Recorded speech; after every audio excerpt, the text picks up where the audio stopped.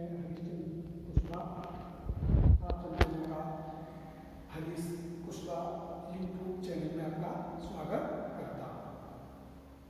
दोस्तों, ये जो आप ग्रुप देख रहे हैं, ये 14x10 का एक कमरा है, जिसमें putty, primer, POP plus paint. उसमें कितना खर्चा आता है मैं आपको आज उसके बारे में विस्तार से बताऊंगा। हम सबसे पहले जब मकान की दीवारों पर प्लास्टर हो जाता है तो हम एक सिंगल कोट पुट्टी करते हैं। ये जो सामने की मेरी दीवार देख रहे हैं, इसमें एक सिंगल कोट पुट्टी हो गई है। उसके बाद डबल कोट पुट्टी हो गई है। डबल कोट पुट्टी के उपरांत इसमें एक रेक माल से हमने घिसा है, जिस रेक माल का नंबर 180 नंबर का रेक माल से इसको हमने फिनिशिंग की है, ताकि इस दीवार पर जितने भी डस्ट या बालू के कण होते हैं वो साफ हो जाते हैं। उसके उपरांत हम प्राइमर करेंगे। प्राइमर हम एशियन का 14x10 के कमरे में एशियन का प्राइमर का यूज किया गया है, जो बहुत बढ़िया प्राइमर है। उसके उपरांत प्राइमर का इसमें एक सिंगल कोट होता है। प्राइमर के कोट के बाद भी इसमें एक पेपर, जो रेगमार बोलते हैं जिसे पेपर को, उस पेपर से फिर उसमें इसकी घिसाई कर देते हैं, ताकि कहीं भी कोई रेशा हो वो निकल जाए। उसके उपरांत फिर हम इसमें पेंट करेंगे। अब पेंट के लिए आवश्यक है कि आप किन रंगों को पसंद करते हैं। मेरा मानना है कि हमेशा पेंट करते समय ऐसे रंग होने चाहिए जो आंखों को सुख आनंद की अनुभूति कराए। बहुत डार्क रंग नहीं होने चाहिए जो आंखों में चुभते हो। आप जानते हैं कि जितने भी हमारे जो विदेश, जो हमारे अमेरिका है या जो अन्य यूरोपीय देश हैं, वहाँ पर आपने देखा होगा कि हम जब अपने मकान पर पेंट कराते हैं तो हमें पड़ोसी की अनुमति लेनी पड़ती है। ऐसा क्यों? क्योंकि हम दूसरे की भी भावना में व्यक्त करते हैं, उसे कौन सा कलर पसंद है, कौन सा कलर नहीं, वो कलर कराते हैं। अर्थात हमारी सरकार की कुछ गाइडलाइंस हैं जिसके तहत आप पेंट करा सकते हैं। ठीक, हम उन्हीं बातों को ध्यान में रखते हुए आप अपने कमरे में सुख आनंद की अनुभूति करें। जब भी आप अपने मकान में आए तो आपको अच्छा लगे, आप महसूस करें आप सुकून के अंदर। उसके लिए हम हमेशा लाइट शेड ही पसंद करते हैं। इस मकान में ये मैंने हल्का लाइट ब्लू है। ये आमने सामने की दीवार है, एक ही कलर की है। ये दीवार और ये दीवार एक ही कलर की है, और ये दीवार, ये वॉल एंड ये वॉल एक ही कलर की है। अब आप ऊपर देख रहे हैं, ऊपर मेरे इस सीलिंग में पीओपी हुई है। मैं आपको अभी इसमें कितनी लागत आती है 14x10 के रूम में, वो सारी चीजें, कितनी पुट्टी लगती है, कितना इसमें प्राइमर लगा है, कितने पीओपी वर्कर्स में लिए हैं और कितने हमारे पेंटर ने पैसा लिया है, सारी चीज में बता। सबसे पहले हम बात करते हैं, हमारा सबसे पहले स्टार्टिंग वर्क होता है पुट्टी का। पुट्टी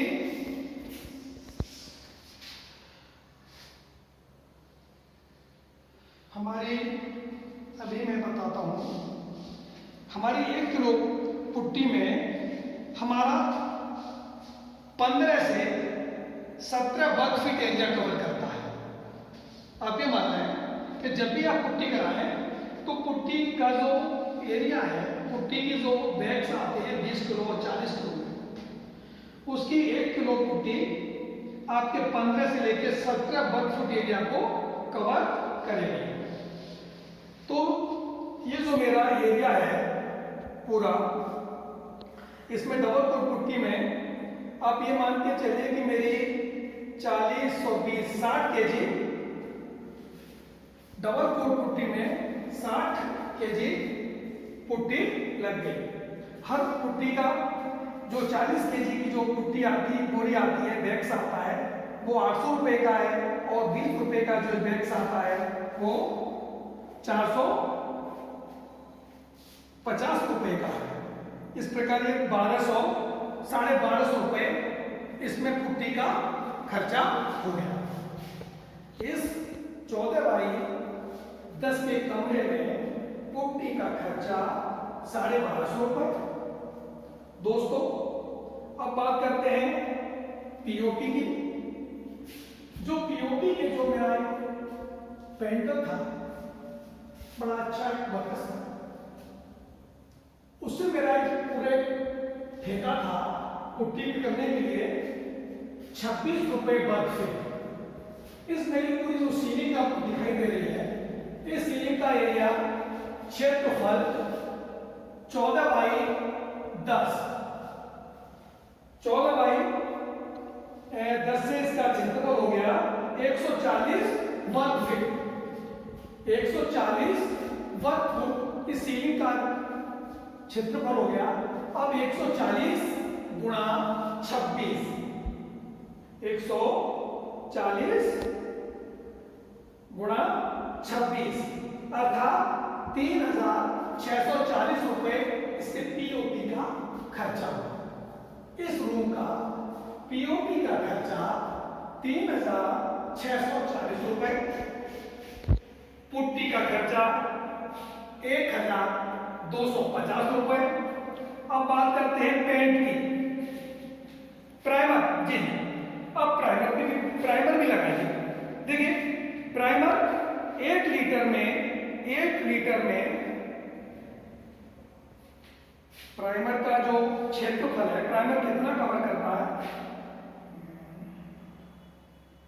140 से 170 जी।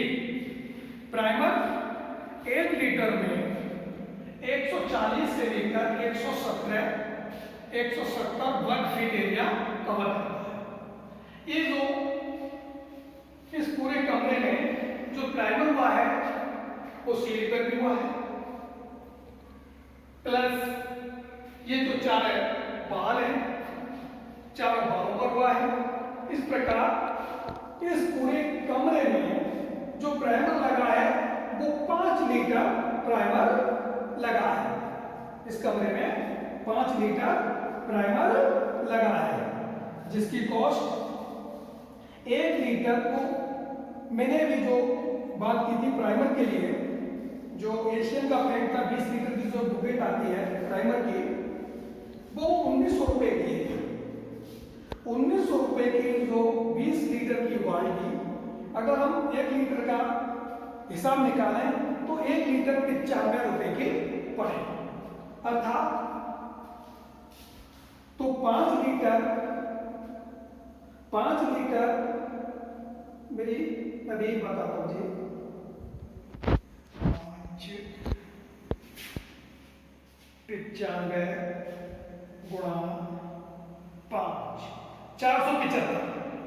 इस कमरे में जो प्राइमर की जो लागत है वो 475। अब मान लीजिए कि 475 के हम मान लेते हैं 500 रुपए।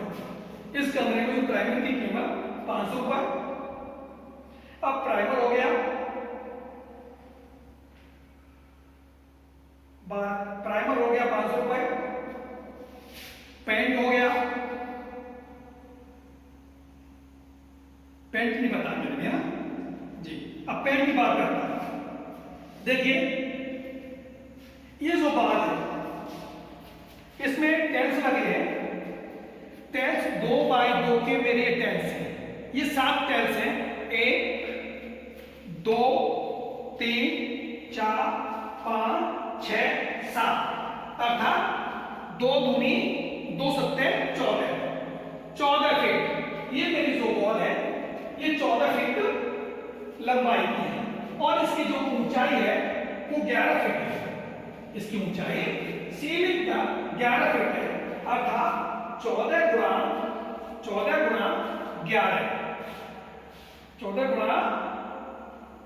11 308 वर्ग फीट। ये जो वॉल मेरी 308 वर्ग फुट हुई। जस्ट इसके सामने वाली भी दिखाई देगा भैया, सामने वाली भी ये वॉल है, ठीक ये भी उतने की हुई है। अब इन दोनों बालों में मेरा वर्जर का इजिकली जरा वर्जर का डिब्बा दिखा दो।